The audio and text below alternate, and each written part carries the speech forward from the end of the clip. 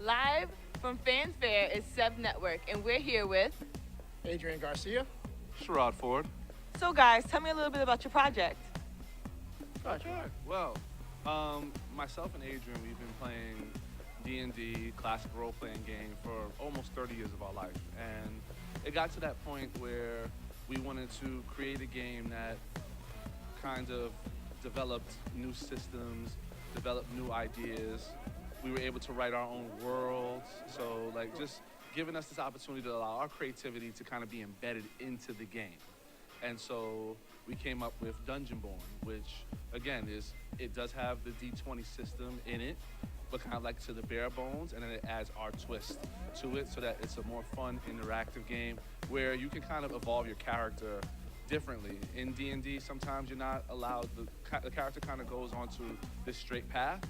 This allows for you to go in many different directions with your character, even if you're playing the same classic ranger or the classic warrior, over and over again. You still get a different feel each time. Correct.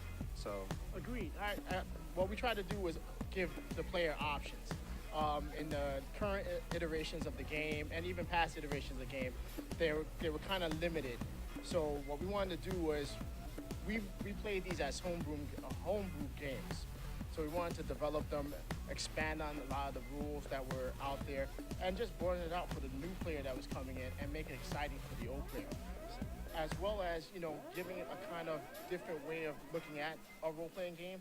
So when we were designing the game, we looked at all types of RPGs, video games, Japanese tabletop RPGs, anything that could stimulate a different type of RPG than that's out there at the moment. So Dungeonborn is the encapsulation of our 30 years of playing, as well as the new people that are coming in and giving us more ideas. Is there anything in particular that really inspired this project? Well, we started playing, like my friend was saying, we started playing in Lower East Side 30 years ago. We were in, I would say, the projects in Lower East Side, and a lot of the young kids there, we all play basketball, we all play sports, but for some unknown reason, we gravitated to Dungeons & Dragons, we gravitated to tabletop role-playing games. It gave us all a chance to play with all our friends. We've taken that for years, and now we want to just give that back to the new kids that are coming up. It's kind of hard nowadays, especially nowadays, because kids don't have the outlet where they can go outside and play old games like Skellies or hopscotch. But at least you could bring something exciting home to them and say, hey, look, let's call John, Timmy, and Mikey and have their chance to play together.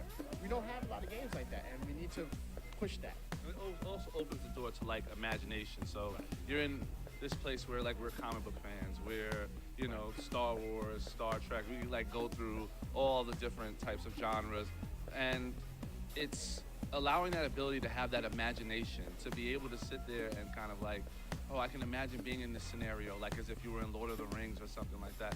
It's just, it creates that environment. And also, I think about us growing up and playing, like as far as problem solving is concerned, and things of that nature, like when you have to actually go through that and imagine it in your head, sometimes when you go to school, you're like, I can handle this. This is nothing. This is another day. You know what I'm saying? So Speech classes, mathematics, it's one of the things that I learned about the game, and my friend here is a mathematician, it teaches you some core fundamentals of education, mathematics, speech, reading. These are things that, as a young player, you're not thinking about it because you're in the role of playing, but you're also developing all those skills that are parts of education.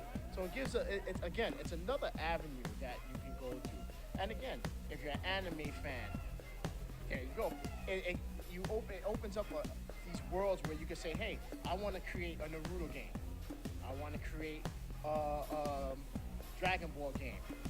What? Pen and paper. How fast is that? It works out well. And Dungeonborn tries to facilitate that.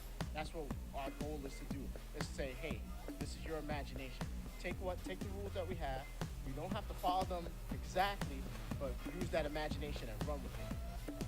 So when and where can we find it? Well, we're looking at doing a Kickstarter within the next 3 months. We're at the point where the book is pretty much finished.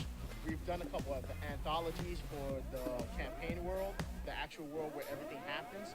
So we're ready to go. This is like the first step. this is our first step on the map, and hopefully we're looking for better things. Anything you want to let them know about, maybe on Facebook or somewhere they can Oh, reach you? we are definitely on Facebook. You can look at us on the Grand Realm. It's Dungeonborn/Grand Realm. In the future, just come to our website. We'll give you more information on where the Kickstarter will be. It's pretty much what I got in mind. Yeah. Thanks, guys. Thank you very much. Thank you for having us. And that's live from SEV Network.